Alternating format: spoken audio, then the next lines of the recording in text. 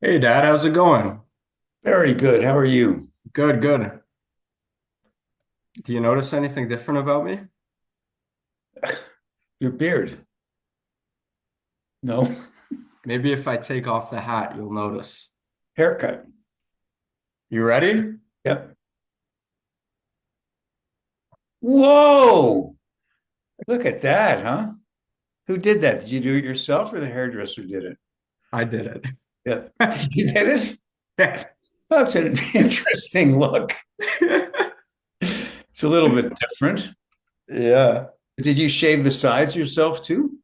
Or was No, that I part? didn't get, I'm going for a haircut on the weekend, Right. but I just dyed it. Okay. Just on a whim? Yeah, I decided maybe I'll see how it looks. I think it looks good. Yeah, it looks pretty good. I'll get your real reaction off camera maybe. Okay. I think you should dye your hair. Me too. I think I you'd think look I'll good. What polish would my I head. want to know, what would you call this? Would you call this blonde or ginger or I'd say it's kind of a it's on ginger, the blonde side, but there's red in there too. it's kind of like a gingery You get a blonde, huh? color expert to you have to bring in a color expert to Yeah, yeah. ask what it is. But All right. I don't know if my Miami Open. yes, it was. It was, yeah. Yeah, I did not see that coming. yeah.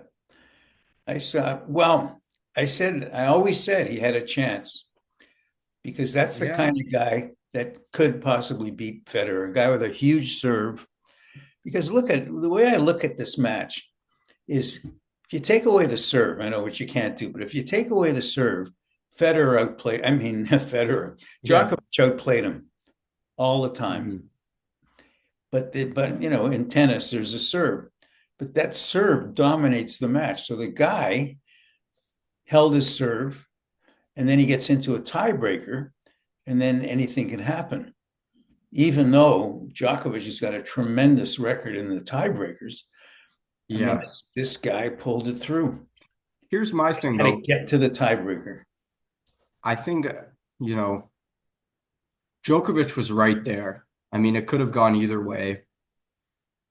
But I think prime Djokovic, if you took Novak from 2020, maybe not 2020 because that's when he was sitting out for COVID, but you know, maybe just before 2018, 2019, I don't think Mensik would have a chance. No, I don't I don't either. think it wouldn't I don't think it would be this close. I don't think I think Novak, you're kind of seeing Novak at the tail end of his career, kind of like we saw in Federer, in that he still has all the skills. He has the, obviously the mental fortitude, he has the determination, but the body, time creeps up to you. The body is getting a step behind. He's a little So, bit so, slower. so what you're saying is that the prime Djokovic would have taken this guy pretty easily. I think so. Yeah. Yeah. Maybe not even prime, even from a few years ago. But I He was think, right there. He played well. You can't forget that Djokovic is basically double the guy's age, yeah, it could be his father. 19 and 37. I Yeah. mean, the guy could be Djokovic's son. Yeah. Yeah, I think, but not to discredit or take away anything from Mensik, I thought, we're kind of seeing a new addition. There's a ton of new additions to this A lot of those kind of guys. crowd of 19 to 23-year-olds. You got Carlos, you got Yannick. And if I I'm think not mistaken, you thought Mensik was going to lose to Feast. exactly. I thought he was going to lose. I didn't think because, I think Phil's, yeah, he's got that sort of, even, I don't know if you've watched much of Perry Card, but you got the like kind of like the French invasion of the young guys. Even you related to basketball too. You get these young guys from France. They're kind of taking over the game. I don't know what the French are doing right now, but I think maybe they need to be studied what they're doing with their athletics. But They eat a lot of good pastries. That could be I done. think that's it. Like the croissant, if you eat a certain amount every year, that's a good excuse for us. Yeah. Um, But here's the one thing that I saw with the guy. he didn't fold under the pressure. He could have very easily folded in that tiebreaker, Yeah. but he Yeah. didn't. You got to hand it to him. Here's my next prediction. Next tournament he plays, which I don't know what it is, but next tournament he plays, he's going to lose fairly early. Menchik, Yeah. because he's riding high off of this win I've seen it happen a lot with the young guys. where they come through big and they win a tournament, and then some run of the mill guy, some random guy beat takes them out. Yeah. Yeah. It's Because tough. if you look at Mensik, if his serve isn't on, he's a very ordinary player at that level. Yeah. The serve's a huge thing. The serve's a huge thing at this point in time. I mean, what's your take on that? That you think, I mean, you look at Novak, Novak improved his serve, but I wouldn't say he's got, one of the greatest serves of all time. I think Nobody has he's a good, consistent, well placed serve. yeah, Play I like think he's Federer got too. Those guys seem to come through in the big points. Like I've seen many times Federer down, excuse me, 15-40 on his serve. He's still going to win the game. yeah. Puts a few to the corner when he needs it. And Yeah, they that's know that's the thing. They have the ability. I mean, Menchik, I'm not sure. I mean, we can look at some of these stats, but I'm not sure on his ability to change it up. I know Novak always had a great ability to, come in with a spin, come to the side, well-placed serves. Menchik has a very powerful serve, but I'm not sure he has the same variety in his bag as a guy like Novak or Roger. Maybe he'll develop it. I mean, he's 19, so you he's have just time to big. He's develop got it. a hard serve, got a Yeah. fast serve. By the way, I think, is it Mensik or Menchik? Oh, we gotta look into that because, I think you it's know, Mensik. it's it I'm going to might be check with Mensik. I I'm going was to check saying with one of my Mensik, and Czech then we were friends. talking on the phone, and you said Menchik, and then I said, okay, I yeah, don't he think it must know is. I what he's think talking about. So I'm now I'm going. saying Menchik. I'm going with Mensik. You're going with Mensik? Yeah, Okay, fair enough. We'll see. Maybe guys, correct us in the comments. I'm sure we'll get some people who know a little bit more and I about think it's Djokovic, about. isn't it? Pardon me? I think it's Djokovic. No, it's Djokovic. Well, you have some Serbian friends. You could check that Yeah, box. no, no. So, do you say Djokovic or Djokovic? It's really Djokovic. It's not Djokovic. It's Djokovic. I think in Serbia it's I'm trying to think. I'm trying to think of how some of my Serbian friends would pronounce that. Djokovic. yeah, that's right. Something like that. Something Something like like that. that. Totally Maybe my different. Serbians can correct Anyways, me on the that as guy, well. the guy at 37 years old was terrific. His shots are Unbelievable. pinpointed. He's in great shape, fantastic shape, and he can go on another couple of years for sure. Unbelievable. Yeah, we've never seen anything as far as longevity goes. We've got the greatest of all time. He's like a LeBron in that he keeps on going. You've By never the seen way, anything like it. looking at his name now on the screen, it's Mens Djokovic, Vich for sure. Yeah, So of course, Djokovic. yeah, And Jakub Mensik. I don't think it's Menchik if it was I Ch think it's C. Mensik also. Mensik, yeah. So here we have some stats. Obviously, very close game. Went for just over 2 hours. Mm-hmm. 7-6, 7-6, 7-4, 7-4 in the tie breaks. Here's some match stats. Okay, let's break some of these down. Dad, I think you're more of a statistician than me. Let's see, serve rating. What would that be? Percentage of what's a serve rating? That's weird. I don't know because they're going with now it breaks it down in details. Yeah. So Aces, double 14. the aces for Mensik. Yeah, Huge. Double faults, faults. only one each.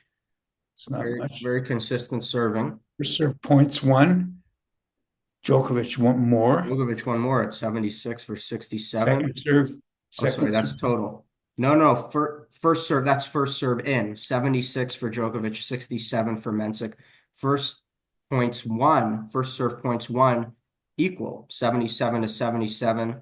Second serve points one, Mensik at 54% versus Djokovic is 50.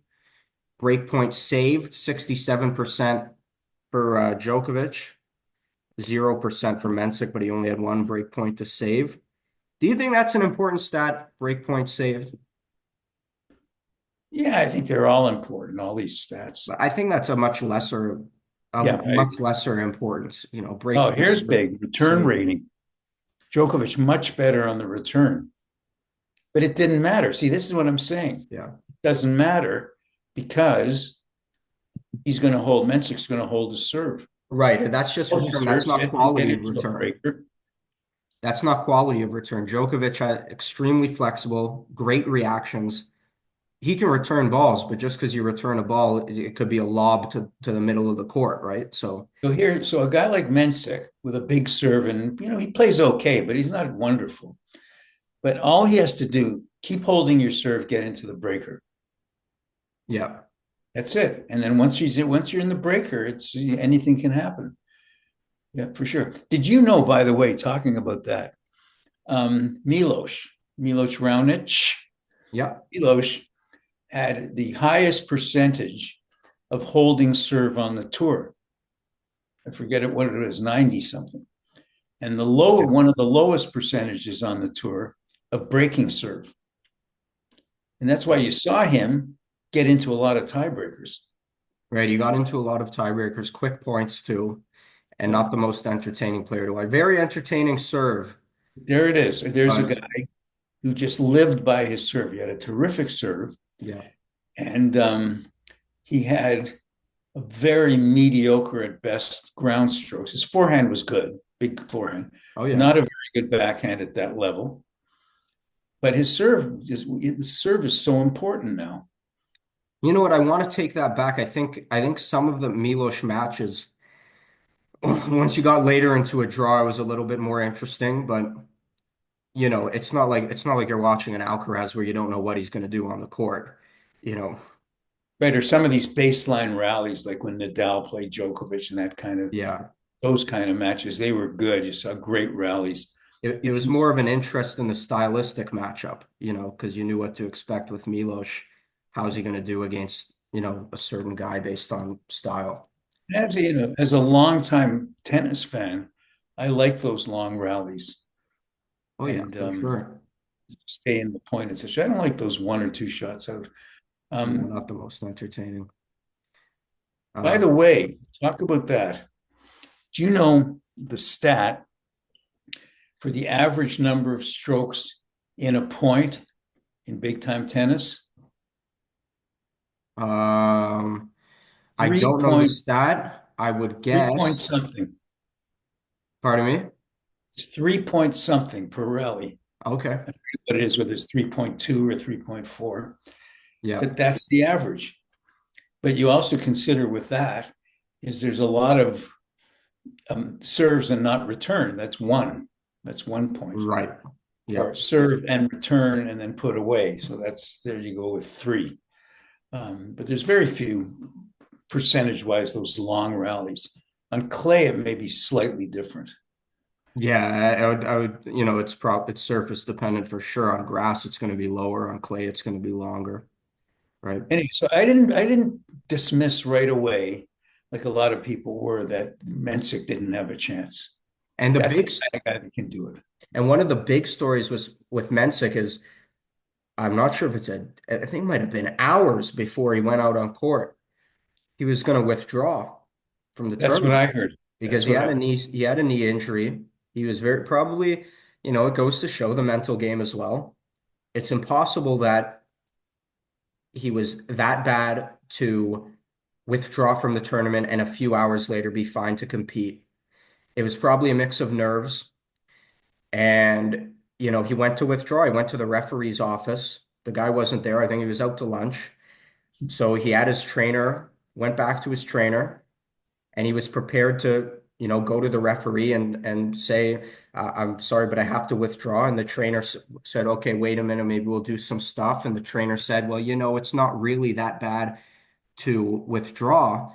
And in response, Mensik started to feel better. And a few hours later, he was out on the court. Goes to show there's no way his knee was actually that bad to withdraw. It was probably hurting him, but when you're hurt plus very, very nervous for a tournament, especially at that age, that hurt can really amplify. And there it goes back to what I was saying.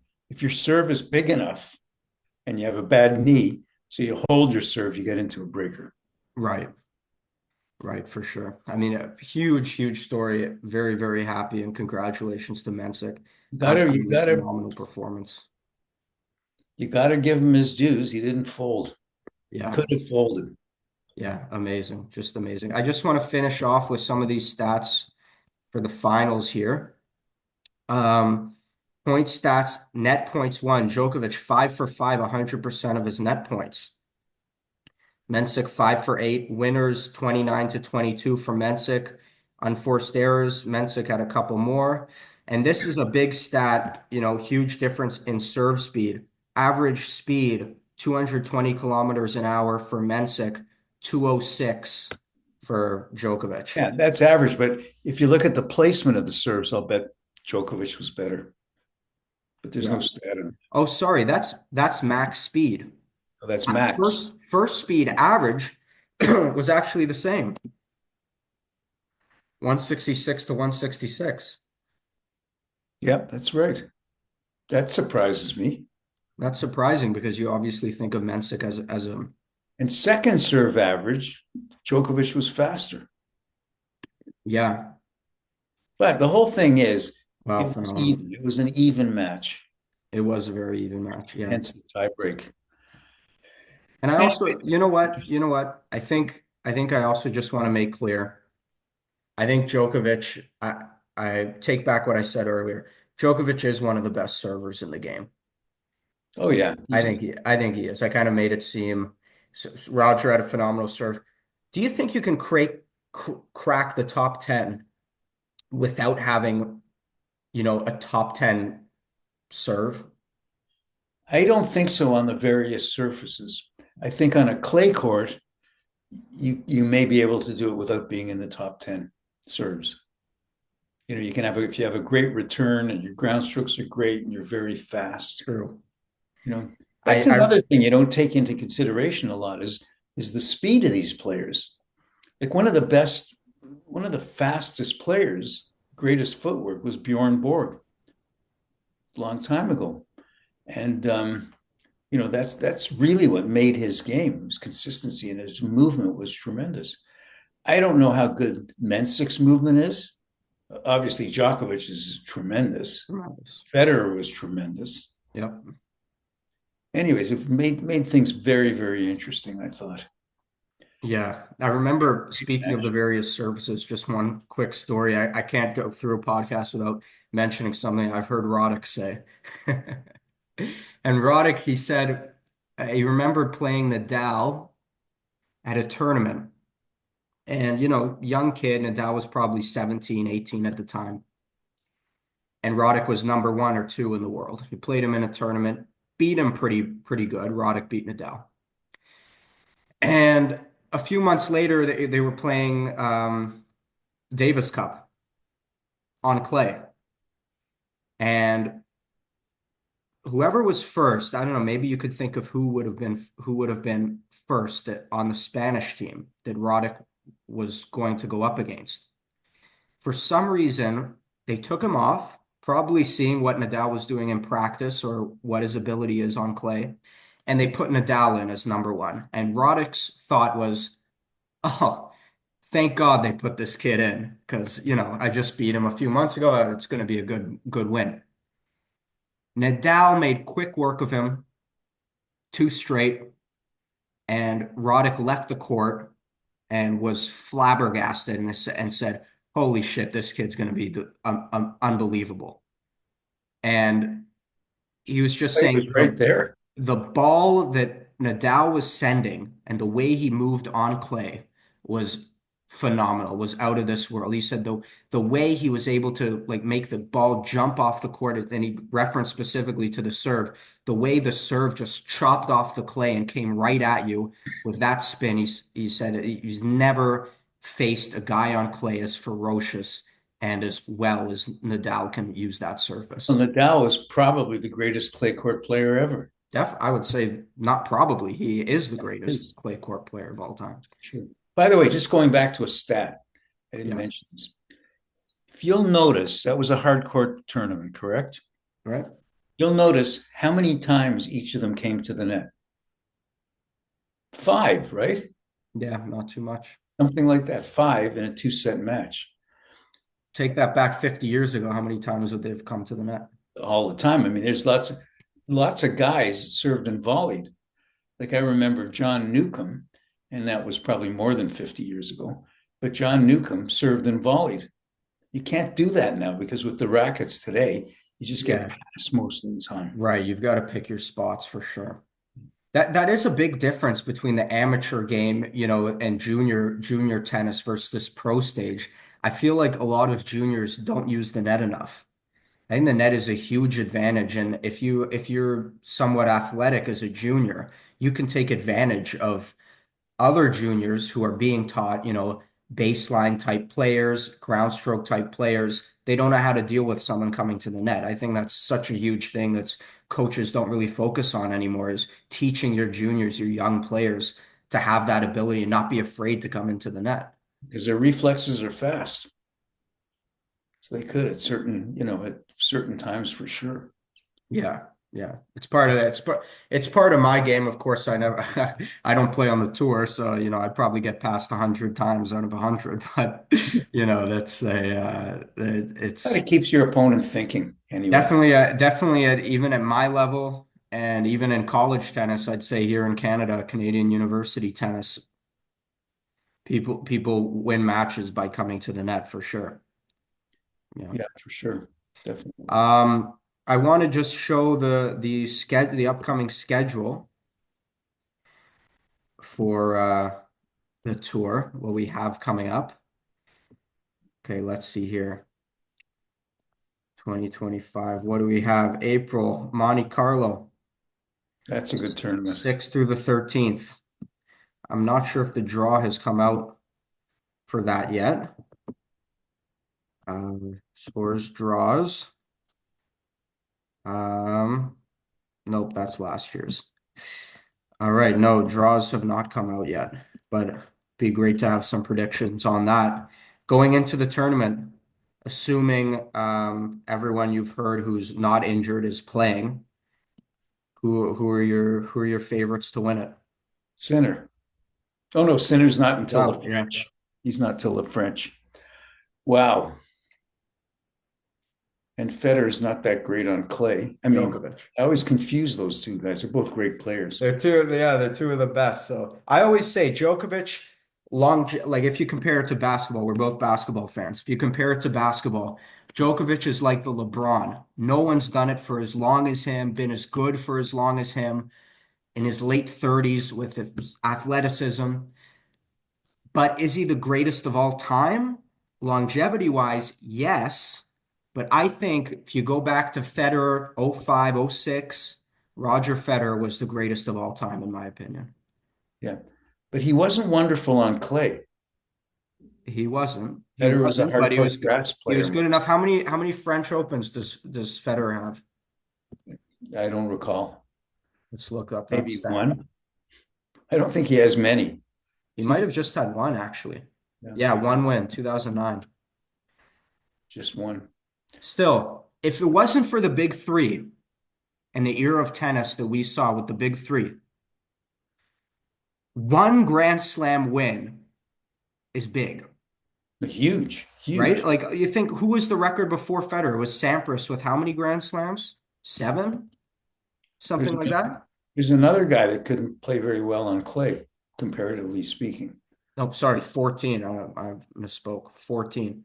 But still, even that 14, when that happened, people say people are there's 14. Who's going to beat that record? Yeah, You yeah. know? And now we have Roger, Nadal, and Djokovic. So we've been spoiled. But, you know, Well, next podcast we do, I'm going to come up with a prediction for the French Open. French Open, what we got to do, No, we got to see Monte Carlo first. kind of minor in comparison. Okay, I'll come up with a Yeah, minor in Monte, comparison, but we just Monte Carlo. can't skip ahead while Monte Carlo's going on. Tell you, it's not going to be Mensik. I agree. I agree. I'm ready to be proven wrong. As I said, you can go back to the first episode. I said when Phils was going up against Mensik, I said I don't think Mensik's going to win, but I'll be happy to be proven wrong. I'll be happy to be proven wrong with this as well, but I agree with you. I don't think he's going to win. Djokovic might have a new fi might have more fire added to his I wouldn't count him out now that Sinner's not playing. I yeah. think the only guy that he really can't beat is Sinner. How about Zverev? I think he can beat Zverev. Zverev's too hot and cold. Um, I think in a 3 out of 5 set, I would bet on Djokovic. 2 out of 3, anything can happen. Okay.